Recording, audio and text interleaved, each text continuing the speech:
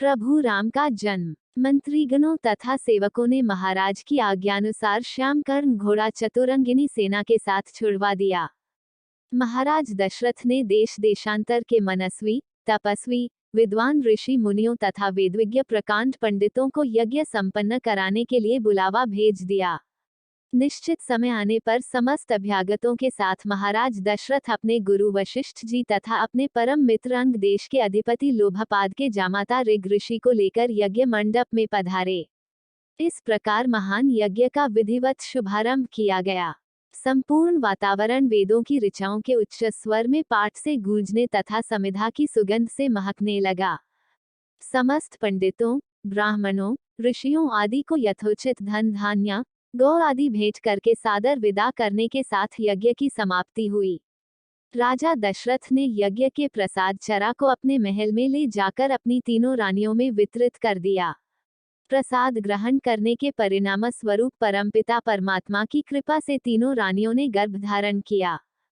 जब चैत्र मास के शुक्ल पक्ष की नवमी तिथि को पुनर्वसु नक्षत्र में सूर्य, मंगल, शनि, बृहस्पति तथा शुक्र अपने अपने उच्च स्थानों में विराजमान थे, कर्क लग्न का उदय होते ही महाराज दशरथ की बड़ी रानी कौशल्या के गर्भ से एक शिशु का जन्म हुआ जो कि श्यामवर्ण, अत्यंत तेजोमय, परम कांतिवान तथा अद्भुत सौंदर्यशाली था।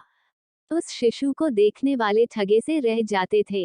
इसके पश्चात शुभ नक्षत्रों और शुभ घड़ी में महारानी कैकेयी के एक तथा तीसरी रानी सुमित्रा के 2 तेजस्वी पुत्रों का जन्म हुआ।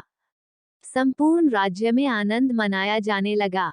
महाराज के 4 पुत्रों के जन्म के उल्लास में गंधर्व गान करने लगे और अप्सराएं नृत्य करने लगीं। देवता अपने विमानों में बैठकर पुष्प वर्षा करने लगे। महाराज ने उन्मुक्त हस्त से राजद्वार पर आए हुए भाट, चारण तथा आशीर्वाद देने वाले ब्राह्मणों और याचकों को दान दक्षिणा दी। पुरस्कार में प्रजाजनों को धन धान्य तथा दरबारियों को रत्न, आभूषण तथा उपाधियां प्रदान किया गया। चारों पुत्रों का नामकरण संस्कार महर्षि वशिष्ठ के द्वारा कराया गया तथा उनके नाम रामचंद्र, भरत, लक्ष्मण और शत्रुघ्न रखे गए।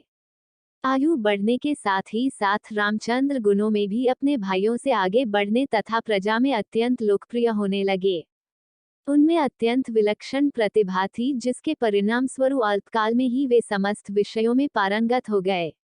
उन्हें सभी प्रकार के अस्त्र शस्त्रों को चलाने तथा हाथी, घोड़े एवं सभी प्रकार के वाहनों की सवारी में उन्हें असाधारण निपुणता प्राप्त हो गई। वे निरंतर माता पिता और गुरुजनों की सेवा में लगे रहते थे। उनका अनुसरण शेष 3 भाई भी करते थे। गुरुजनों के प्रति जितनी श्रद्धा भक्ति इन चारों भाइयों में थी उतना ही उनमें परस्पर प्रेम और सौहार्द भी था।